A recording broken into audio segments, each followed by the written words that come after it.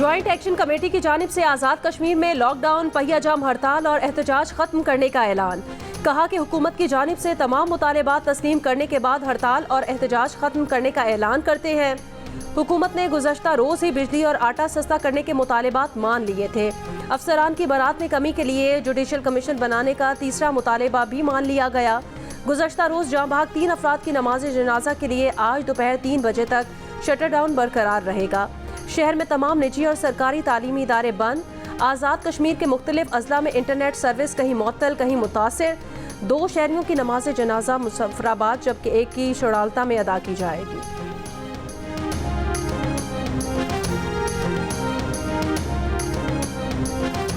दुश्मन के साथ साथ तरीके इंतशार भी ये सोच रखती थी कि किसी न किसी हवाले से इंतशार फैले, हर तरफ जो है वो अफरा तफरी का आलम हो, और वो भी इस अफसोसनाक सूरत हाल से मुस्तफीद हो रहे थे। माजी को कभी भूलना नहीं चाहिए कि बलूचिस्तान में हज़ारा कम्युनिटी की लाशें कई दिन पड़ी रहीं और वजीर आजम जिद पर अड़े हुए थे कि हमने ना जाना है ना इस मामले को हल करना है। तो ये फर्क है उस नाअहल हुकूमत में और अब अवाम की मुंतखब हुकूमत में कि घंटों के अंदर मामलात हल होते हैं, उधर दिनों के अंदर नहीं होते थे। वज़ीर इत्तलात अता तारड़ कहते हैं कि वज़ीर आज़म के बरवक्त नोटिस ने एक सानहे से बचा लिया। कोशिश की गई कि अफरा तफरी का आलम हो, लेकिन बिला तफरीक तमाम स्टेक होल्डर्स को बुलाया और उनकी आरा को सुना। इंतशार फैलाने की कोशिश को नाकाम बना दिया गया। वज़ीर उमूर कश्मीर अमीर मकाम कहते हैं वज़ीर आज़म ने आज़ाद कश्मीर को 23 अरब रुपए जारी करने की मंजूरी दी। आज़ाद कश्मीर को फंड्स की फराहमी के लिए सबरी आगे बढ़ा दी। 1 से 2 रोज़ में फंड्स मुंतकिल हो जाएंगे। कश्मीरियों की मुश्किलात हमारी मुश्किलात हैं।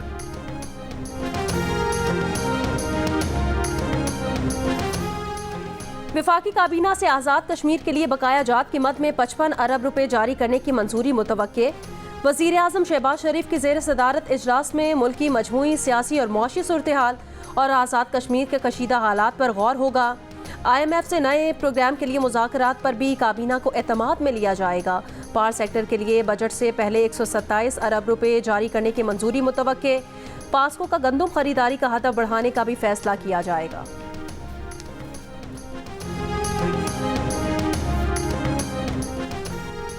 हुकूमत की जानिब से मुजव्वज़ा कस्टम्स एक्ट और इनकम टैक्स के नफाज के खिलाफ ताजर बरादरी की कॉल पर स्वात समेत मालकन डिवीजन के तमाम अजला में मुजव्वज़ा टैक्स के नफाज के खिलाफ हड़ताल।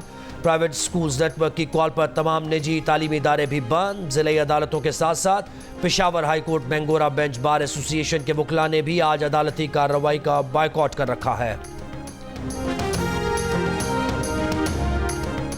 हुकूमत की जानिब से मुजव्वज़ा कस्टम एक्ट और इनकम टैक्स के वज़ीर आज़म का स्ट्रेटेजिक इदारों के अलावा तमाम हुकूमती मिल्कियती इदारों की निजकारी का ऐलान। वज़ीर आज़म ने कहा कि नफ़ा बख्श हों या खसारे में स्ट्रेटेजिक इदारों के अलावा तमाम इदारों की निजकारी होगी। वफाकी वजारतों को तमाम ज़रूरी कार्रवाई और निजकारी कमीशन से ताउन की हिदायत। कहा PIA और दीगर इदारों की निजकारी के अमल को भी बराह रास्त नशर किया जाएगा। वज़ीर आज़म की ज़ेर सदारत इजलास में वजारत निजकारी और निजकारी कमीशन ने 5 साला निजकारी प्रोग्राम का रोड मैप पेश कर दिया। ब्रीफिंग में बताया गया कि PIA की निजकारी से मुतालिक प्री क्वालिफिकेशन का अमल मई के इख्तिताम तक मुकम्मल कर लिया जाएगा। रोजोवेल्ट होटल की निजकारी से मुतालिक ज़रूरी मुशावरत का अमल जारी है। वज़ीर आज़म का कहना है कि निजकारी से टैक्स दहिंदगान के पैसे की बचत होगी। हुकूमत का काम कारोबार करना नहीं, कारोबार और सरमायाकारी के लिए सहूलियात और आसानियाँ फराहम करना होता है।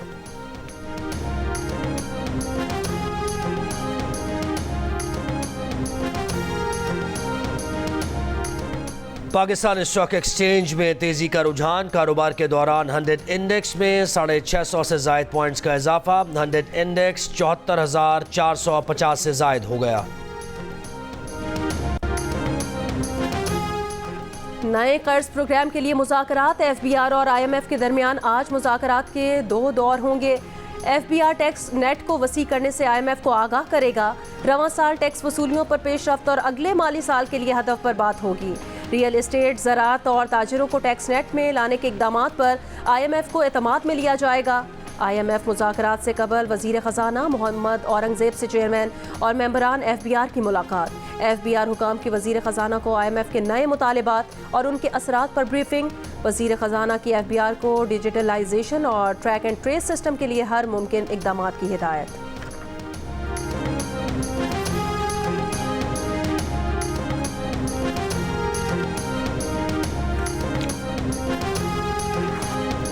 पाकिस्तान में टैक्स पॉलिसी और निफाज में सालाना 7,000 अरब रुपए का खला है। IMF के तज्जिए के मुताबिक पॉलिसी और उसके निफाज में फ़र्क GDP के 6.9% के बराबर है।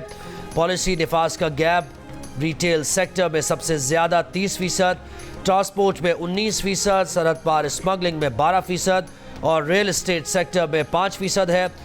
3.4% GDP का फ़र्क ख़राब पॉलिसीज़ की वजह से है, जिनमें 2% GST पर, 6% इनकम टैक्स पर और 8% कस्टम्स की वजह से है। IMF के मुताबिक सिर्फ पॉलिसी गैप को पुर करके 3,400 अरब बचाए जा सकते हैं। कल ख्वाजा आसिफ ने ज़ाती रिमार्क्स दिए। सदर अयूब खान तारीख का हिस्सा हैं। ख्वाजा आसिफ ने मेरे दादा का नाम लिया और गैर पार्लिमानी अल्फाज अदा किए। मार्शल लॉ सिकंदर मिर्जा ने लगाया था। कौमी असम्बली में अपोजिशन लीडर उमर अयूब का ख्वाजा आसिफ को जवाब, कहा वो अवाम के वोटों के साथ ऐवान में आए हैं। रेहाना डार से ख्वाजा आसिफ ने शिकस्त खाई है। ख्वाजा आसिफ फॉर्म 47 से जीते हैं। रेहाना डार से शिकस्त खाकर ख्वाजा आसिफ बौखला गए हैं। इद्दत में निकाह केस में सजा मुअत्तली की दरख्वास्त पर फैसला आज ही करें। बुशा बीबी के वकील की इस्लामाबाद की सेशन अदालत में इस्तदा। जज शाहरुख अर्जुमन ने कहा, आखिरी ऑर्डर में लिखा है कि अगर रिजवान अब्बासी पेश नहीं होते तो फैसला हो जाएगा। बानी PTI बुशा बीबी की अपील पर समात में 1 बजे तक के लिए वक्फा। मुआविन वकील ने बताया कि मुद्दई खावर मानिका के वकील रिजवान अब्बासी 1 बजे आ जाएंगे।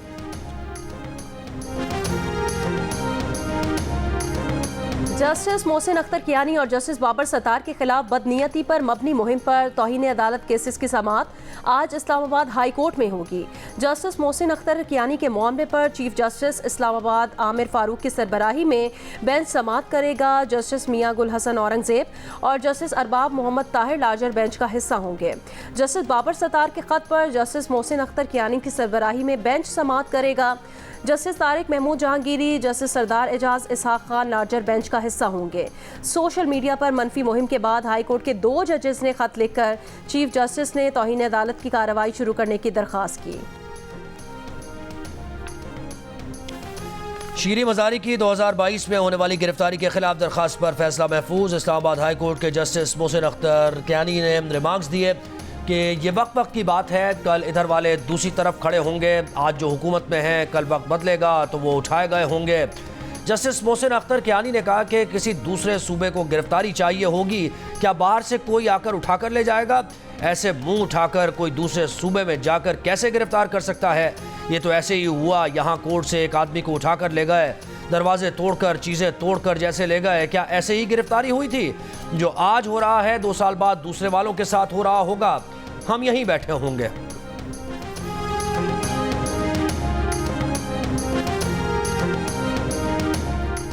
सिंध हुकूमत ने कोरोना वैक्सीन मंगवाई थी। तवील अरसे से सिंध हुकूमत पर 65 करोड़ के वाजबात हैं। सेक्रेटरी सेहत को बुलाएं, उनसे पूछ लेते हैं पैसे देने हैं या नहीं। किसी के पैसे हड़प कर लेंगे तो कौन भरोसा करेगा? कोरोना वैक्सीन की फराहमी की मद में दवासाज कंपनी को वाजबात की अदम अदायगी पर chief justice Sindh high court Aqeel Abbasi बरहम। कहा, मसला ये है कि रकम बड़ी है, ये सोचते होंगे इन्हें क्या मिलेगा, ये लोग अपना हिस्सा मांग रहे होंगे। अवाम का पैसा वैसे लुटाते रहते हैं, कोई नहीं पूछता। आज फिक्र लाहक हो गई। क्या कोरोना खत्म हो गया? अब 500 साल तक कमेटियां बनाते रहेंगे या कमीशन चाहिए? फोकल पर्सन महकमा सेहत सिंध ने मामला हल करने के लिए 1 माह की मोहलत मांग ली। सिंध हाई कोर्ट ने 31 मई तक महकमा सेहत सिंध से रिपोर्ट तलब कर ली।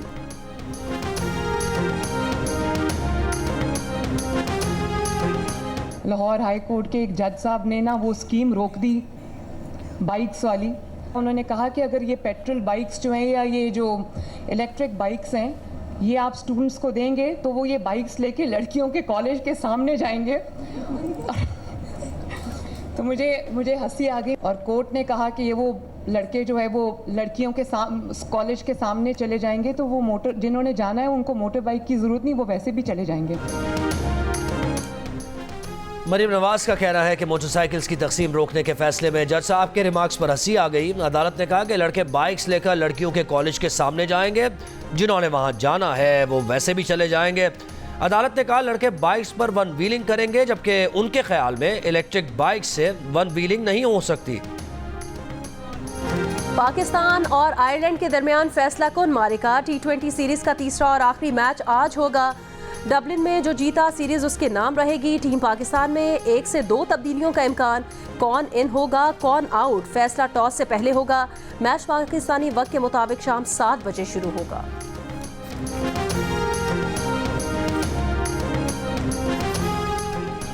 मुल्क के मुख्तलिफ अजला गर्मी की लपेट में। आज सबसे ज्यादा दर्जा हरारत तुरबत में 45 डिग्री सेंटीग्रेड रिकॉर्ड किया गया। सक्खर 43, हैदराबाद 42, मुल्तान 41, ठट्टा 40, लाहौर 39, फैसलाबाद 38, कराची 32 और इस्लामाबाद में दर्जा हरारत 29 डिग्री सेंटीग्रेड रिकॉर्ड किया गया। मौसमियाती तज्जियाकारों के मुताबिक मुल्क के 80% से ज़ायद इलाकों में 18 से 20 मई तक गर्मी की शिद्दत बढ़ जाएगी। सिंध और पंजाब के अक्सर मकामात पर दर्जा हरारत 43 से 48 डिग्री और मैदानी इलाकों में दर्जा हरारत 50 डिग्री सेंटीग्रेड तक जा सकता है। कराची समेत सिंध की साहिली पट्टी पर समंदरी हवाओं के बायस शदीद गर्मी नहीं होगी। मुल्क में प्री मानसून बारिशों का आगाज जून के आखिरी दिनों में हो सकता है। अमीर जमात इस्लामी पाकिस्तान हाफिज नईमुर रहमान कहते हैं हुकूमत बताए कि कच्चे के इलाकों में असलहा पहुंचा कैसे। हिंदू बरादरी के ताजिर तबके को डाकू ज्यादा तंग करते हैं। मोटरवे पर लोग रात में सक्खर के बाहर सफर नहीं कर रहे। डाकू सड़कों पर लगे कैमरे उठा कर ले गए। कहा कि आज़ाद कश्मीर में जो सूरत हाल पेश आई वो तशवीशनाक है। आज़ाद कश्मीर के लोगों के मसाइल की मुकम्मल हिमायत करते हैं। जब लोगों को महरूम रखेंगे तो गम व गुस्सा होगा।